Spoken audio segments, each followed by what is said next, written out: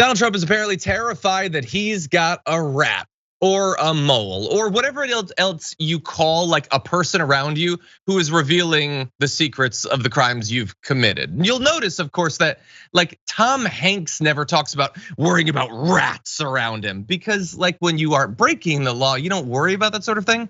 But his fears are probably gonna get even worse now that we found out that the FBI was apparently tipped off by an informer as to what documents he might have at Mar-a-Lago and where they are. And that was bad enough.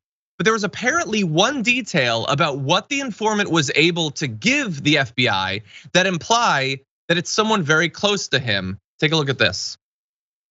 How close do you think that person in Trump's orbit would have had to be to know these details about where these documents were?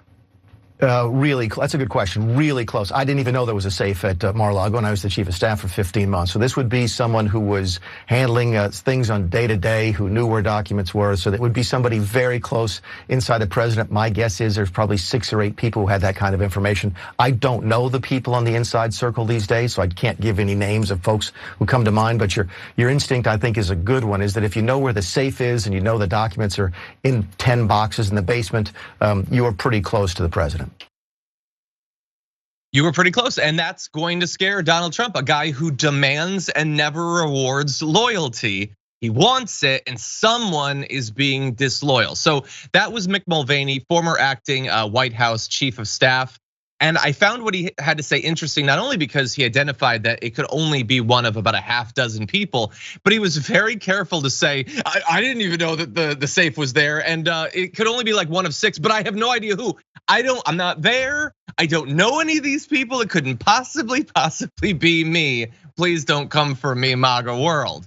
Now we're gonna have more details about Trump's fear, his suspicion and paranoia, which has apparently been brewing for months at this point. But Adrienne, I wanted your thoughts. This is like the first time we're checking in post raid. The idea that it came from an informant. This was not just a fishing expedition, and it was someone close to him. This seems tailor made to infuriate Donald Trump. Oh, absolutely. It seems that when he was, in the office of presidency, that he was always very suspicious of those who were around him or what was going on, and the thought that someone was out to get him. So this must upset him beyond measure. But I will also say, when it comes to who this rat or mole is, I find it very interesting who people think that it possibly could be, because I think that there are a segment of people that are not being considered. And so I will be the first one to go ahead and put it out there, assuming I'm the first. I think it was Secret Service. Secret Service guards and protects him and is around him at all times. It's sworn oath to protect the Constitution from enemies, foreign and domestic. And I think that there's at least one agent there who has full knowledge of everything and decided to say what's up. I think that is fascinating. And I hadn't thought of it. I don't know if anyone else predicted, but no, we were speculating yesterday on the show about who it might have been. And we were throwing out fun names, like if it was Jared or Ivanka, or I thought it would be cool if it was Ted Cruz.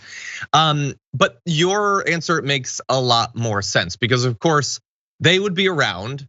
Donald Trump would get used to them. Donald Trump loves bragging about things. He likely bragged about the documents to the Secret Service agents. Yes.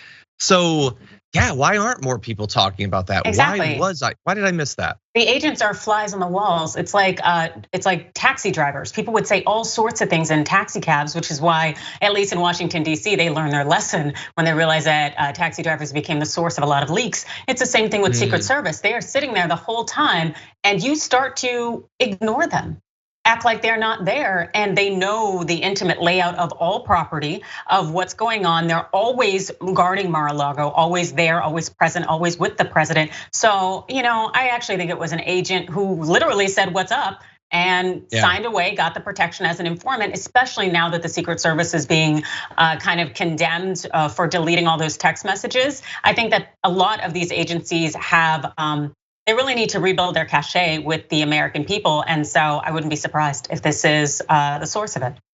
That is fascinating. Yeah, and if there's anyone in America who is well prepared to ignore the servants, I imagine it would probably be Donald Trump. Yeah, you're right to bring up the text messages. I think that maybe that was influencing me too. The belief that they're around him, they're probably loyal to him, but just because they're trained to protect him or take a bullet for him doesn't mean that they like him. He's a very easy to not like guy. And also, let's remember, I doubt that this is on their mind, but remember when he got COVID and he decided, if I don't get out there and assert my alphaness, they're gonna forget me.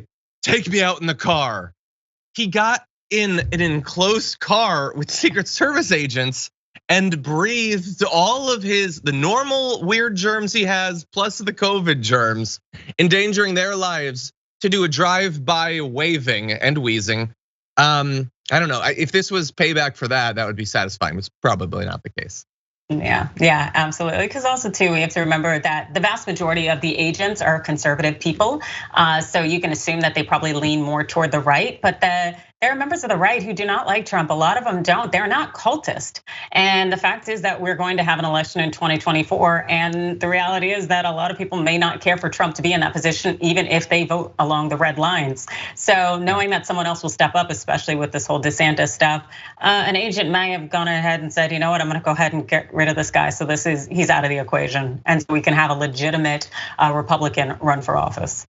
Yeah, and it would seem like if the source was Secret Service agent as opposed to like, I don't know, Stephen Miller decided to flip or whatever, it would seem harder to assail, their credibility. But yes. If they ever like watched an Obama speech in 2007, that would be all it takes for them to rally opposition to the entirety of the Secret Service. In any event, before we get to some of the more reactions to this, I want to give you more about the original reporting that is leading to this perception that they're paranoid and they're searching for the rats. Rolling Stone says this summer, this is before the raid, he was asking associates if he thinks his communications are being monitored by the feds or, per his phrasing, by Biden. Like Biden is listening in real time to Donald Trump. Says, do you think our phones are tapped? Given the sheer volume of investigations going on, I do not think he's assuming anything is outside the realm of possibility. And again, he's a dude who focuses on loyalty. Why wouldn't that go hand in hand with paranoia? He's apparently wondered aloud if any of the Republicans who visit his club could be wearing a wire. Floated the idea that federal agents could be guilty of planting evidence, trying to figure out if they have a mole or a rat. Apparently, like some of the people responding to this are saying they're identifying to one of the aides to Trump. This guy must be an informant, saying he should do phone checks of his staff. And the advisor says, to be honest, a lot of it feels like people trying to screw over the ones they don't like in Trump world, which is 100% what it is. All of them, they're just rats. They're climbing the rat pile to get close to the head cheese. And they're gonna throw each other to the bottom of it if they can by asserting that they're more loyal, they're disloyal. But again, just in terms of like your overall approach to things, what sort of person is constantly worried about rats and moles, is constantly worried about being recorded? A person who's on the up and up and honest? Now look, everybody has a right to not, constantly have their private information being revealed. But if you're not breaking the law, if you're not doing and saying awful things, I don't think it should necessarily fill your every waking moment.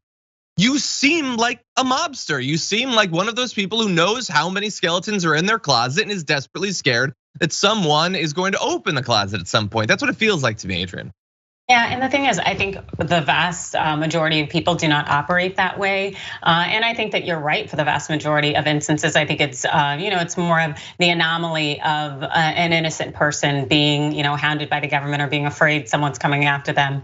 And Trump has created a life for himself. He has lived this journey that makes it so he has a target on his back, so that there is someone always possibly coming after him, looking to right the wrong that he has done. It's like he deserves this, he earns this. And it also goes to, that thought that you never know what someone is going through or experiencing. And even though it may look like they're ascending and continue to do well, if someone is constantly terrorized by their own mentality inside their mind and their head, they're in hell the whole time. And that's something that I think puts a smile on people's face.